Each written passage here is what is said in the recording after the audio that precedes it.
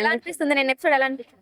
అంటే చాలా బాగుంది. ఎందుకంటే ఫస్ట్ వీక్ నుంచి కూడా మొన్న 3 వీక్స్ బ్యాక్ వరకు కూడా చూసుకుంటే మనము డిఫరెంట్ గా ఉన్నాయి. ఇంతవరకు తనుజ విన్నింగ్ అవుతుంది అనుకున్నాం. ఇప్పుడు విన్నింగ్ అయ్యే ఛాన్సెస్ కూడా వేరే వాళ్ళకు ఉన్నాయి. ఎలిమినేట్ వీళ్ళు అవుతారంటే వాళ్ళు అవ్వట్లేదు, వేరే వాళ్ళు అవుతున్నారు. సో ఎందుకు అనేసి ఇవెంత అవుతుందో కూడా నాకు కూడా అర్థం కావట్లేదు. లాస్ట్కి వచ్చేటప్పటికి చాలా చేంజెస్ అయితే జరుగుతున్నాయి హౌస్ లో కూడా. సో అది నిన్న గేమ్ లో చూసుకున్నట్టయితే ఎమాన్యుల్ సంజన కొంచెం వాళ్ళ బాండింగ్ అయితే పోయినట్టే అంటారా? తనుజ సంజన పైన కొంచెము పర్సనల్ గొడవలు పెట్టుకొని దాని వల్ల టాస్క్లలో కూడా అదే చూపిస్తూ సంజన పైన కొంచెము వేరేగా మాట్లాడడం. సంజన ఏది మాట్లాడితే అంటే అది పాజిటివ్ గా మాట్లాడి నెగిటివ్ గా మాని ఏదన్నా మాట్లాడి దానికి మాత్రం రాంగ్ అని చెప్పేసి చెప్తుంది తనుజ అయితే సంజనకి. సో ఆ విధంగా మనకి సంజనకి ఇమాన్యుల్ కి బాండింగ్ ఉంది కాబట్టి ఇమాన్యుల్ కి అర్థమైంది వీళ్ళు నా వల్లనే గొడవ పడుతున్నారు అన్నట్టుగా. సో వీళ్ళ బాండింగ్ కూడా కొంచెం హౌస్ లో ఉంటే తెగిపోతుంది, కానీ బయటికి వెళ్తే మాత్రం వాళ్ళ బాండింగ్ అలానే ఉంటుంది అనేసి ఇమాన్యుల్ కూడా ఆడియన్స్ కి కూడా చెప్పాడు అనమాట. నిన్న మళ్ళీ తనుజ కూడా కొంచెం ఫ్లిప్ అవడం మీకు నచ్చిందా? అంటే ఓటు ఫస్ట్ ఎమాన్యుల్ కేసి తర్వాత సంజనకి వేయడం అనేది ఎంతవరకు కరెక్ట్ అంటారు? అంటే నాకు కూడా నచ్చలేదు. అక్కడ సంజన ఎప్పుడు కూడా ఇమాన్యుల్ కి నేను సేవ్ చేసుకుంటాను అన్నది. నిన్న కూడా సేవ్ చేసుకుంటే ఎందుకు సేవ్ చేసుకున్నావు అనేసి గొడవ వేసుకున్నది. సరే నేను ఇమాన్యుల్ కాదు వేరే వాళ్ళకి తీసుకుంటా అంటే అక్కడ కూడా గొడవ వేసుకున్నది. నాకు అదే అర్థం కావట్లేదు. తను ఎటు పాజిటివ్ గా వెళ్ళినా గొడవ వేస్తుంది, నెగిటివ్ గా వెళ్ళినా గొడవ వేసుకుంటుంది. తనుజకి ఇంకా గొడవలు వేసుకోవడము అది అయితే తగ్గట్లేదు. సో ఆ గొడవలు ఇప్పుడు కన్నా తగ్గించుకుంటే తను కొంచెము విన్నింగ్ అయ్యే ఛాన్సెస్ తనలో కూడా ఉంటుంది అనేసి నేను అనుకుంటున్నాను. రీతు వెళ్ళిపోయిన తర్వాత డిమాండ్ పవన్ ఒంటరిగా అయిపోయినట్టు అనిపిస్తుంది, మీకేమనిపిస్తుంది? మనకు రీతు అండ్ పవన్ కూడా చాలా క్లోజ్ గా ఉండే. వన్స్ ఒక్కసారి తనతో ఎప్పుడు 24 hours వాళ్ళిద్దరే కలిసి ఉండే అనమాట. సో అలాంటిది ఒక్కరు బయటికి వెళ్ళిపోయారు. అది కూడా చాలా హౌస్ కి అవసరమైన అమ్మాయి రీతు. ఎందుకంటే ప్రతి ఒక్కరికి టఫెస్ట్ కాంపిటీషన్ అయితే ఇస్తుంది. అది బాయ్స్ కి జెంట్స్ కి కానీ లేదంటే ఫీమేల్స్ కానీ ప్రతి ఒక్కరికి కాంపిటీషన్ గట్టిగా ఇస్తుండే. అలాంటి అమ్మాయిని తీసేసి వేరే వాళ్ళని పెట్టారంటే చాలా బాధేస్తుంది, ఎవరికి నచ్చలేదు. నిన్న జరిగిన సంజన తనుజ గొడవలో ఎవరు కరెక్ట్ అంటారు? సంజనానే కరెక్ట్ అంటాను.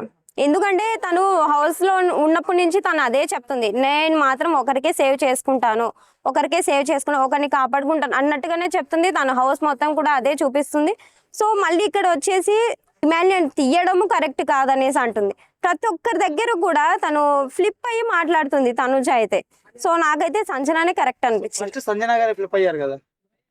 ఫ్లిప్ అయ్యారు. సో ఏంటంటే అక్కడ ఇమాన్యుల్ ని తీయను అనేసి అంటే అక్కడ గొడవ వేసుకున్నది, తీసేస్తాను అన్న కూడా గొడవ వేసేసుకున్నది. అలాంటప్పుడు మరి సరే సంజన తప్పు చేసిందే అనుకోండి, మళ్ళీ తనుజ ఎందుకు తప్పు చేయాలి ఫ్లిప్ అయ్యి? సో తనుజ చేయకూడదు కదా, తనుజ మాట మీద తను నిలబడి ఉండాలి. ఓకే, టాప్ 5 ఎవరు ఉంటారంటారు? టాప్ 5 కళ్యాణ్, ఇమాన్యుల్, తనుజ ఉంటే ఇంకా సంజన ఉండొచ్చు. కానీ భరణి డిజర్వ్ పర్సన్ కాదు ఇన్ని రోజులు హౌస్ లో ఉండడం. రీతు చౌదరి టాప్ 5 వరకు కూడా డిజర్వ్ అయ్యింది. సో అలాంటి పర్సన్ ని తీసేశారు, ఇలాంటి పర్సన్ ని ఉంచారంటే నచ్చలేదు. అయితే సోషల్ మీడియాలో ఇంకో వీడియో వైరల్ అయిందండి. రీతు చౌదరి గారు తన పర్సనల్ కారణాల వల్ల బయటకు వచ్చిందని చెప్తున్నారు. పర్సనల్ కారణాలు అంటే స్టార్టింగ్ అంటే తన హౌస్ లోకి వెళ్ళినప్పటి నుంచి తన పైన పర్సనల్ అవన్నీ బయటకు వచ్చాయి. రావాలనుకుంటే అప్పుడే బయటికి రావచ్చు కదా. సో ఈ టైంలో ఎందుకు బయటకు తీసేశారు? సో ఎందుకంటే భరణి గారి కోసం స్టేజ్ పైకి నాగబాబు గారు వచ్చారు. అప్పటి నుంచి కొంచెం నాగబాబు గారికి కొందరు అందరూ బయటగా కొంచెం మంచిగా చూడడం అట్లా స్టార్ట్ చేశారు. సో ఆ విధంగా ఓకే, ఎవరు విన్ అవుతారంటారు? కళ్యాణ్ విన్ అవుతారు. ఒక 3 వీక్స్ 4 వీక్స్ బ్యాక్ నుంచి కూడా కళ్యాణ్ లో విన్నింగ్ ఛాన్సెస్ కనిపిస్తున్నాయి. సో స్టార్టింగ్ నుంచి ఆడుతున్న ఇమాన్యుల్ కాకుండా మధ్యలో గేమ్ స్టార్ట్ చేసిన కళ్యాణ్ విన్ అవడం ఎంతవరకు కరెక్ట్ అంటారు? ఎవరైనా సరే స్టార్టింగ్ నుంచి ఆడుతున్నారా అని కాదు, కానీ వాళ్ళకంటే ఒక ఫ్యాన్ బేస్ పెంచుకుంటారు కదా. సో వాళ్ళే విన్నింగ్ ఛాన్సెస్ ఎక్కువగా ఉంటుంది.